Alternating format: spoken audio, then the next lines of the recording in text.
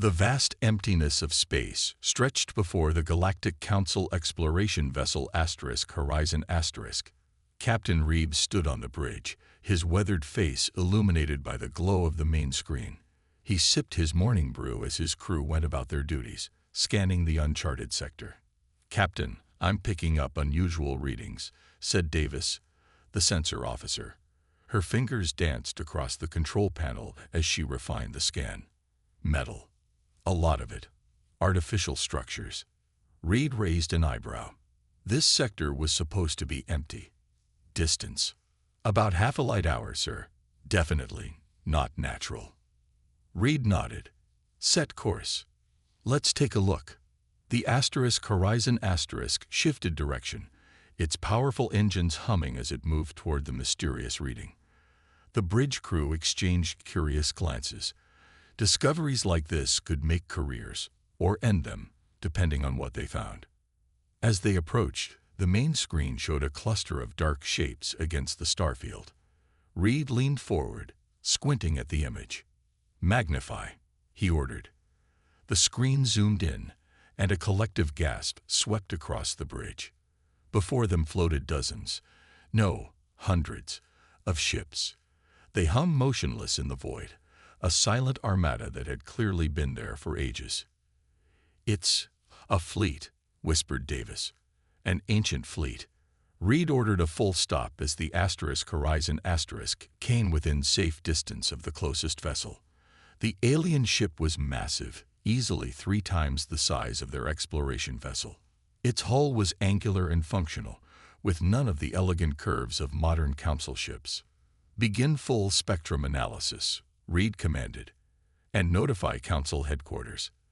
They'll want to know about this immediately." 3 days later, the sector buzzed with activity. The Council had dispatched a research team led by the renowned Admiral Trell, who now stood in the observation deck of his flagship, arms crossed as he studied the ancient vessels. "Primitive construction," he muttered to his aide. "Look at those hull plates. Crude alloys. No quantum shielding." Dr. Marsh, the chief archaeologist, looked up from her datapad. "With respect, Admiral, these ships are remarkably well preserved considering their age. Our initial scans suggest they're at least 3,000 years old." Trull snorted. "Museum pieces, then. Hardly worth the Council's time." "I disagree," said Marsh. She pulled up a hologram showing strange markings found on the largest ship's hull. "These symbols are unlike anything in our databases, and the internal structure suggests technology that doesn't match any known species from that era." "What about power sources?" asked the Admiral. "That's the strange part," Marsh replied.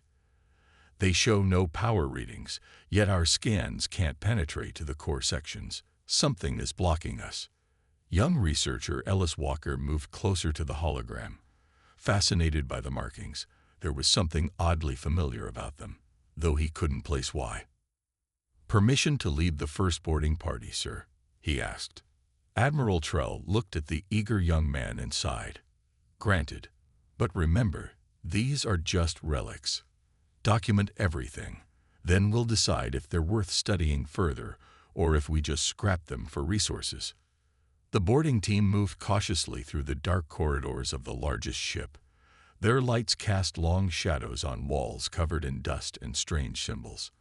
Ellis ran his gloved hand along a control panel, wiping away centuries of grime. "Look at this design," he said into his comm. "It's efficient, simple, but effective." "The Council Engineering Guild would laugh at this layout," said Jones, another team member. "No automation redundancies, limited AI integration points." Ellis frowned. "Maybe, but something feels different about this. These weren't built by amateurs." As they reached what appeared to be the bridge, Ellis noticed a central console. Unlike the rest of the ship, it seemed almost clean, as if time had somehow avoided this one spot. "I'm going to try to access the main computer," he said, placing his universal translator against a dark screen. No one expected anything to happen. No one expected the sudden hum that vibrated through the deck plates, or the soft blue glow that began to emanate from the walls. And no one especially not the laughing Admiral Trell back on his comfortable ship, expected the ancient vessel to awaken after its long slumber. Ellis jumped back as the blue light pulsed through the ancient bridge, casting eerie shadows across the faces of the boarding team. The hum grew louder, and dormant systems began to activate one by one. "What did you do?" Jones whispered, his voice tight with fear. "Nothing," Ellis replied, though he wasn't entirely sure. "I just tried to connect the translator." The central console flickered to life, displaying symbols that scrolled rapidly across the screen. Ellis leaned forward, fascinated despite his fear. The pattern seemed to repeat, becoming more organized with each cycle. "Everyone stay calm," he said to the team. "Let's not." A mechanical voice interrupted him, speaking in a language none of them recognized. It was rough, almost musical, with hard consonants and flowing vowels. The translator on Ellis's wrist buzzed as it struggled to process the unknown language. "We should leave," Jones said, backing toward the exit. "Now." Ellis shook his head. "This is the discovery of a lifetime. We can't just." The ship shuddered beneath their feet. More systems activated, and the lighting brightened to reveal details they hadn't noticed before. The bridge was smaller than modern command centers, but every surface seemed designed for functionality. No wasted space, no decorative elements. "All teams, return to the shuttle immediately," came Admiral Trell's voice over their comms. "We're detecting power spikes across the entire fleet. This is not a drill." Jones and the others turned to leave, but Ellis hesitated. The translator on his wrist had stopped buzzing and now displayed a single message. "Language analysis complete. 78% Métis to Ancestral Standard." Ellis frowned. Ancestral Standard was the root language that had evolved into modern galactic common. But that would mean Ellis. "Now," shouted Jones from the corridor. With a last glance at the console, Ellis made a split-second decision. He detached his data pad and connected it to the ship's system, initiating a download of whatever information he could grab. The moment the transfer began, the mechanical voice spoke again, this time with discernible words mixed with the unknown language. "Guardian. Protocol. Initiating. Recognize. Authority." The data pad chimed as it completed the download, and Ellis yanked it free, sprinting after his team as alarm tones began to sound throughout the ship. "What were you thinking?" Admiral Trell towered over Ellis in the debriefing room of the flagship. "Your actions could have endangered the entire research team." Ellis stood his ground. "With respect, Admiral, we've discovered something unprecedented. The ship's AI activated after thousands of years, and it speaks a language related to Ancestral Standard." "That's impossible," said Dr. Marsh, though her eyes showed curiosity rather than disbelief. No species that used Ancestral Standard had technology this advanced. The historical records are clear. "The records might be wrong," Ellis replied. He placed his data pad on the table. "I managed to download some files before evacuation." Admiral Trell's face darkened. "You stole data from an unknown, potentially hostile source. That's grounds for immediate dismissal from this mission." "Sir, please. Enough." Trell slammed his hand on the table. "You're confined to quarters until we return to Council space. Dr. Marsh, assemble a secure team to examine this data. Full quarantine protocols." As guards escorted Ellis out, he caught a glimpse of the main view screen. The ancient fleet was now fully illuminated, blue energy coursing through previously dark ships. What had been a graveyard was now coming to life. In his quarters, Ellis paced restlessly. He had managed to copy portions of the download to his personal device before surrendering the datapad. Now he studied the fragments, trying to make sense of them. One file opened to reveal what appeared to be a log entry. Most was corrupted, but certain phrases were clear. "Final defensive line. Earth has fallen. Guardian protocol authorized. Preserve what remains until humanity can return." Ellis stared at the screen, his heart racing. Earth. the mythical homeland of humans, a species believed to have been primitive and short-lived, barely achieving space travel before disappearing from galactic history.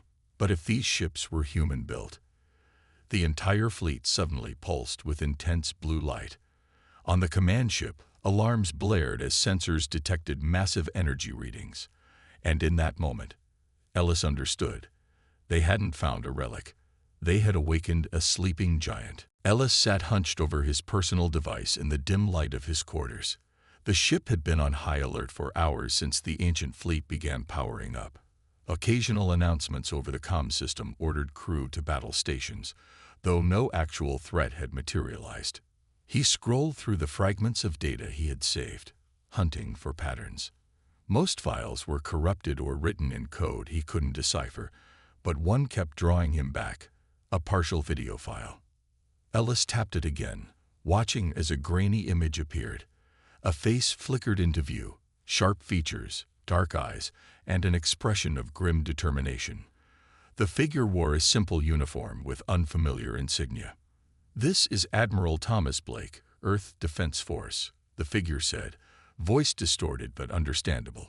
"If you are seeing this, Guardian has activated according to protocol. Earth has fallen, but humanity must survive." Ellis felt a chill run down his spine. Humans were barely mentioned in galactic history, a footnote, a primitive species that had achieved basic spaceflight before vanishing.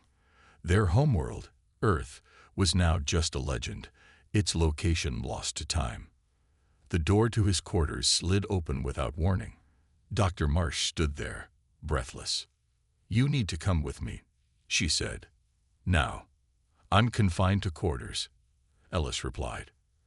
Marsh shook her head. "Admiral Trell is busy with the council representatives who just arrived. Something's happening with the fleet, and you're the only one who's made any connection with it." They made their way to a small research lab at the back of the ship. Inside, a holographic projection showed the ancient fleet, now fully illuminated with blue energy coursing through each vessel. "Look at this," Marsh said, pointing to energy readings. "The fleet is communicating internally. All ships are powering up in sequence, but they're not making any aggressive moves." Ellis studied the pattern. "It's like they're waiting for something. Or someone," Marsh replied. She lowered her voice. "The data you downloaded, there was an AI signature embedded in it. We've isolated it in a secure system." She gestured to a small terminal in the corner.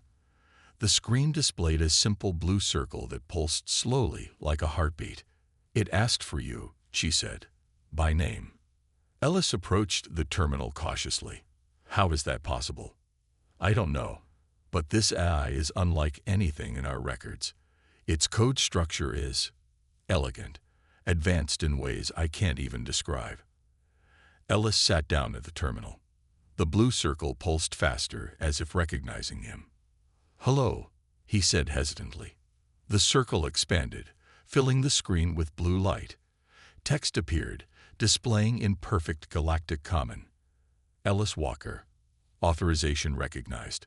Guardian protocol active." "What is Guardian?"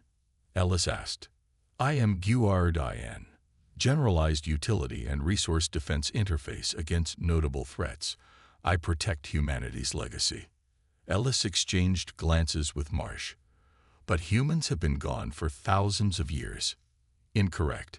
Humans created me to preserve their knowledge and technologies until conditions were favorable for return. The ancient fleet, as you call it, is humanity's final project." Images began to flash across the screen. A blue-green planet under attack, massive ships darkening its skies, cities in ruins, people fleeing to ships similar to those in the ancient fleet. "Earth fell to an enemy we could not defeat directly," Guardian continued. "The Galactic Council of that era refused to help, considering humans too primitive to be worth saving." More images appeared, humans working feverishly in shipyards, building the very vessels now awakening outside. With no allies and extinction certain, humanity enacted the Guardian Protocol. Our fleet was designed to evolve while dormant, adapting our technology over centuries. We scattered across the galaxy, hidden, waiting. Waiting for what? Ellis asked, though he feared he knew the answer. The screen darkened, then showed a single image. A ship design unlike any in the current fleet, insectoid and menacing. For their return, Guardian replied. The threat has been detected at the edges of known space. That is why I have awakened. That is why I need you, Ellis Walker. Me? Why? Your genetic profile matches our records. You carry human DNA, more than any other being I have scanned. You are a descendant of those we sought to preserve. You are the key to activating humanity's final defense. Ellis stared at the screen, his world shifting beneath him. He wasn't just studying history, he was part of it. The council must be informed, Marsh whispered. They already know, said a voice from the doorway. Admiral Trell stood there, his face grim. And they're terrified. Admiral Trell's arrival changed the atmosphere in the small research lab instantly. He strode in with 2 armed guards, his usual confidence replaced by nervous energy. The council representatives are demanding answers, he said, looking at the terminal where Guardian's blue interface pulsed. 3 more council ships have arrived, including a dreadnought. They're treating this as a potential first contact crisis. Ellis stood his ground. This isn't first contact, Admiral. These ships were built by humans, thousands of years ago. Trell laughed sharply. That's impossible. Humans were barely spacefaring.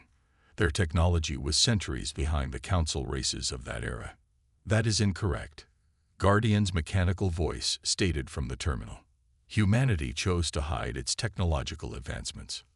The screen displayed historical images, humans presenting simple ships and weapons to alien delegates while secretly building far more advanced vessels in hidden facilities. But why hide their true capabilities? Asked Dr. Marsh, leaning closer to the screen. Survival, Guardian replied. When humans first encountered the council races, they were judged as primitive and denied full membership. Rather than reveal their true potential and be seen as a threat, they chose to appear weaker while developing technologies in secret. Admiral Trell scoffed. Convenient story from an eye with unknown origins. Ellis pointed to the data flowing across the screen. Look at these engineering principles. They don't match anything in our current scientific models. Dr. Marsh nodded slowly. He's right. These ships use power systems based on theories our scientists abandoned centuries ago as inefficient. And yet they work, Ellis added. Guardian, can you show us the weapons systems? The screen changed to display schematics of what appeared to be extremely basic weapon mounts and energy projectors. Admiral Trell barked out another laugh. Those are practically antiques. No shielding penetration, no quantum targeting. My dreadnought could destroy this entire fleet without breaking a sweat. Your assessment is based on incomplete information, Guardian stated calmly. These are merely the base systems. Each has evolved during dormancy. The schematics shifted, showing layers of modifications that had occurred over centuries while the ship slept. What had seemed simple was revealed to be deceptively complex. Impossible, whispered Trell, his mockery fading as he studied the designs. These adaptations would require intelligence. Dr. Marsh finished for him. The fleet was designed to learn and evolve on its own. Ellis turned to the Admiral. We need to bring this information to the Council representatives. If Guardian is right about the threat returning. A loud alarm cut him off. The ship rocked slightly as its engines engaged. Admiral to bridge, came a panicked voice over the comm. The ancient fleet is moving. On the observation deck, Ellis, Dr. Marsh, and Admiral Trell watched as the massive ancient ships moved with surprising grace. What had seemed like clunky, outdated vessels now demonstrated precision that rivaled modern ships. They're forming a defensive pattern. Trell noted with professional interest. Classic envelope formation, but with modifications I've never seen. The council representatives had gathered as well, their faces showing various degrees of concern and fascination. The lead representative, an elderly figure named Doran, turned to Ellis. "Your connection to this AI is troubling, researcher. These ships represent unknown technology activating in Council space without authorization." Ellis met Doran's gaze steadily. "With respect, Representative, these ships were here long before this was Council space, and if QRDIN is correct, they may be our only defense against a returning threat." "What threat?" Doran demanded. "Our borders are secure. Our military forces are the strongest in galactic history." Guardian's voice came through Ellis's personal device, which he had connected to the observation deck's speakers.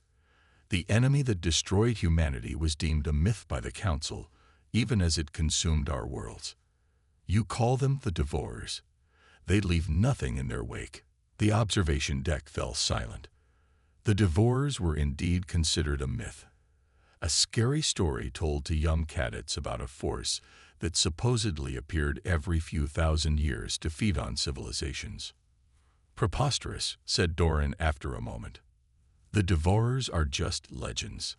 The ancient fleet suddenly stopped moving. Every ship turned in perfect unison to face the same direction, away from Council space, toward the dark between stars. "Guardian," Ellis asked quietly, "what are they looking at?" "They are coming," was the simple reply.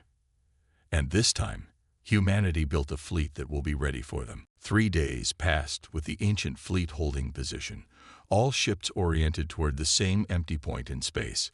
The Council had dispatched a full battle group to monitor the situation, their sleek modern vessels dwarfing the research ships. Ellis stood on the observation deck beside Admiral Trell, watching as Council technicians attempted to interface with the ancient vessels. So far, all had failed. "Only you can communicate with it," Trell said grudgingly. "The Council representatives want to speak with Guardian directly." Ellis nodded. "I'll try, but Guardian seems focused on something else." His personal device hadn't received any communication from the AI since its warning. The ancient ships remained powered but silent. "Long-range sensors are picking up something," announced a sensor officer suddenly. "At the edge of detection range." Admiral Trell stepped forward. "Show me." The main display activated, showing a distant region of space. At first, Ellis saw nothing unusual, just the blackness between stars. Then a strange distortion appeared, a ripple, as if space itself was being folded. "What is that?" Trell demanded. "Unknown, sir. It's not matching any known signature in our database." Ellis's device suddenly lit up, Guardian's blue interface appearing without prompt. "They have arrived," the AI announced. "First scout vessel. Assessment target." As if responding to Guardian's words, the ancient fleet shifted. 5 smaller vessels broke formation and moved toward the distortion, accelerating at speeds that surprised the Council officers. "Those engines shouldn't be capable of that velocity," muttered one of the engineers. The distortion grew larger on the screen, finally coalescing into a shape that sent a chill through the observation deck. It was a ship, but unlike any in known space, an asymmetrical mass of dark material that seemed to absorb light rather than reflect it. Its surface writhed with what looked like organic components merged with technology. "By the stars," whispered Trell. "What is that thing?" "Devourer Scout." Guardian's voice was flat. "Seeking targets for the main fleet." Ellis watched as the 5 ancient ships approached the Devourer Scout. Will they be able to handle it? Before Guardian could answer, the alien vessel lashed out with tentacle-like appendages of dark energy. 2 of the human ships evaded, but a third was caught and began to disintegrate as the energy seemed to consume its hull. "Open fire," ordered the Council battle group commander.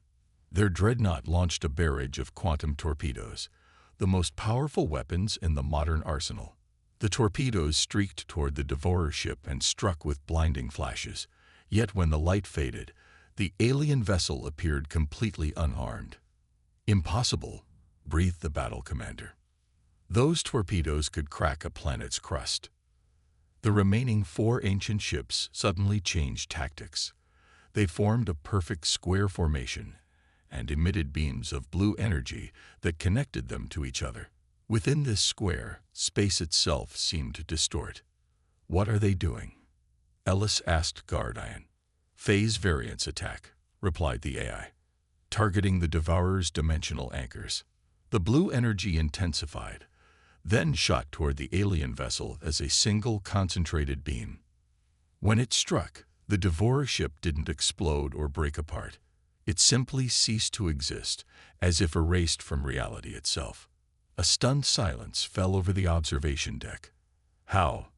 Admiral Trell finally managed to ask.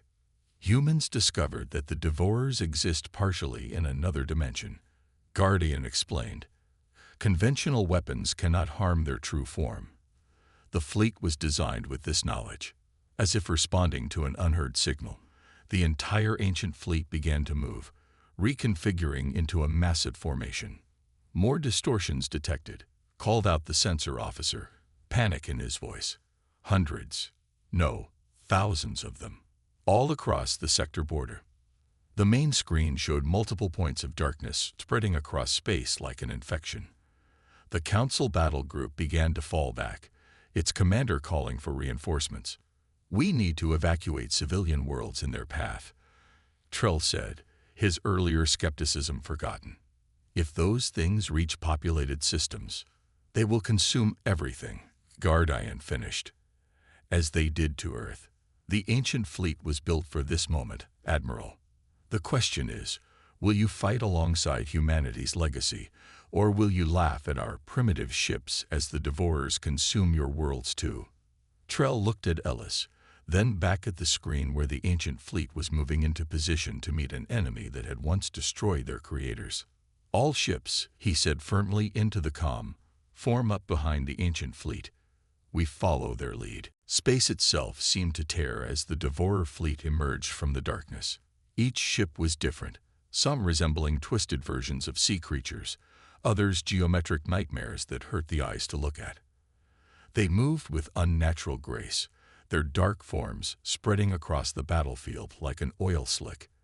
Ellis stood transfixed on the command deck of Admiral Trell's flagship, which now served as the coordination point for the combined Council and Ancient Fleet. Tactical displays showed the overwhelming odds they faced. "We count over 500 Devourer vessels," reported a pale-faced officer. "Our fleet has 117 ships, plus the 234 vessels of the ancient fleet." Admiral Trell's jaw tightened as he studied the formation of the ancient ships. They had arranged themselves in concentric rings, with the largest vessels forming a core at the center. "What are they doing?" he asked Ellis. "That's not a standard combat formation." Ellis consulted with Guardian through his device. "Guardian says it's called the Aegis pattern. The outer ships will channel energy to the inner vessels." Trell frowned.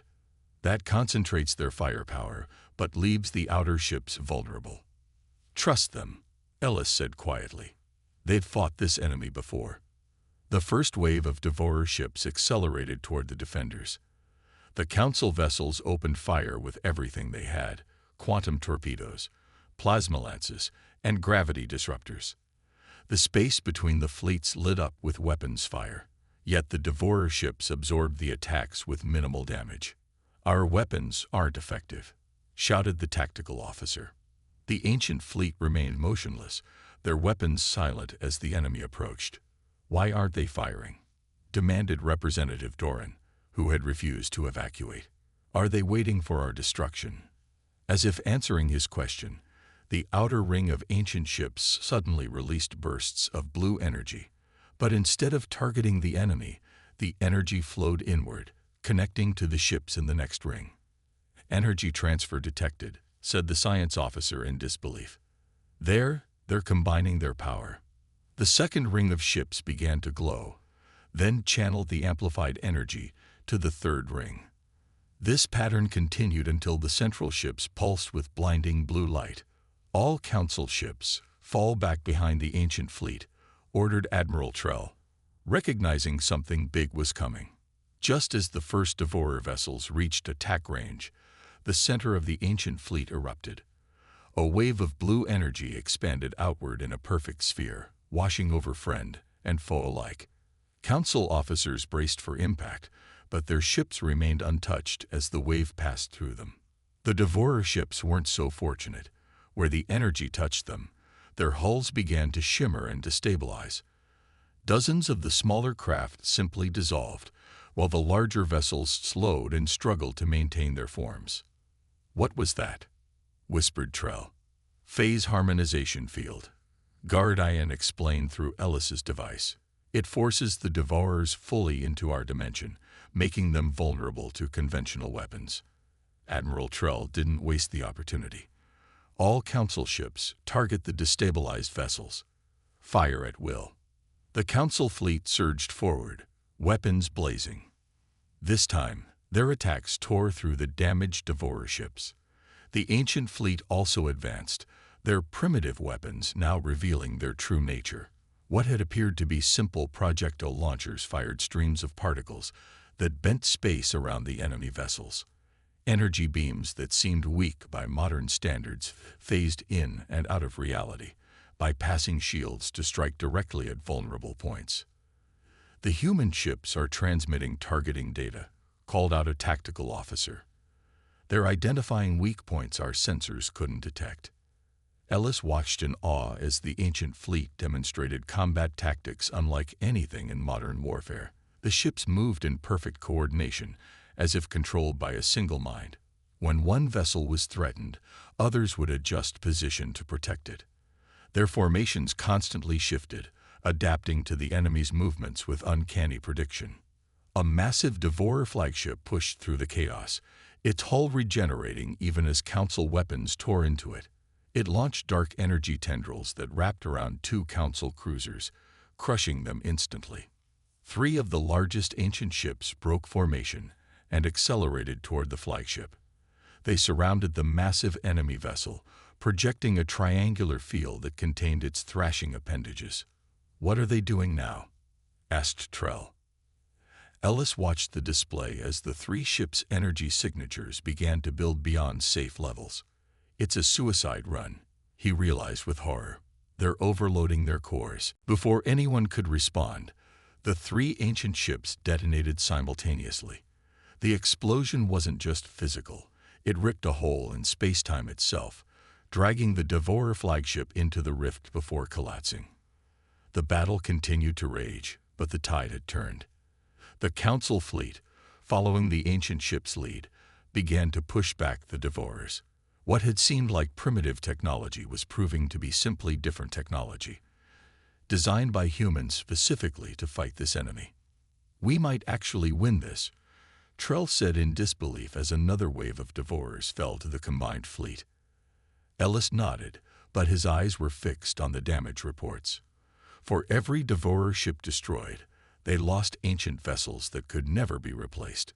The legacy of humanity was winning the battle, but at a terrible cost. The battle was over. The final Devourer ship had been destroyed 3 days ago, vanishing into the same nothingness from which it had emerged.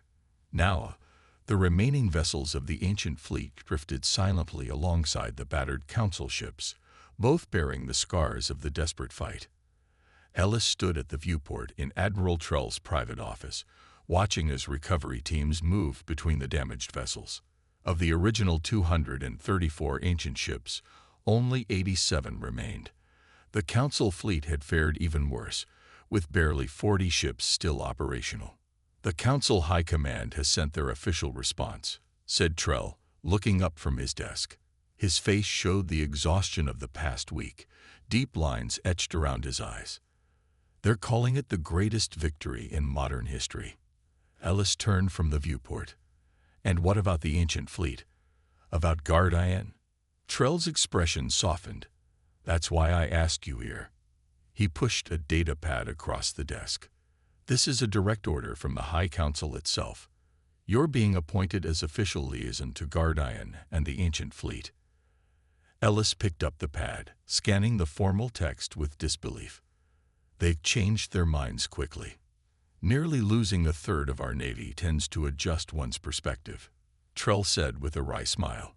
The Council has also formally acknowledged the human origin of the fleet and ordered all historical records to be updated accordingly.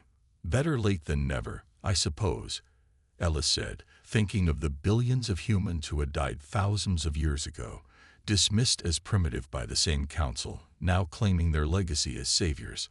His personal device lit up with Guardian's familiar blue interface. The adjustment of historical records is appreciated, but secondary to our primary mission. Which is? Asked Trell. Preservation and restoration, Guardian replied.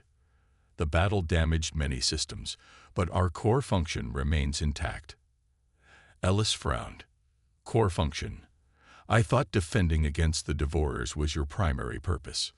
Defense was necessary for preservation, Guardian explained. Now that the threat is neutralized, we can proceed with restoration protocols. Restoration of what? Trell asked, leaning forward. The door to the office slid open, and Dr. Marsh rushed in, her eyes wide with excitement. Ellis, Admiral, you need to see this. We've gained access to the central chamber of the largest remaining ship. The shuttle docked with the ancient flagship, now designated Humanity's Hope in official council records.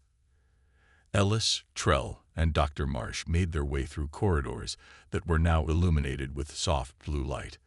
The damage from battle was visible everywhere, but repair drones, designs unlike any in current technology, worked tirelessly to restore the ship.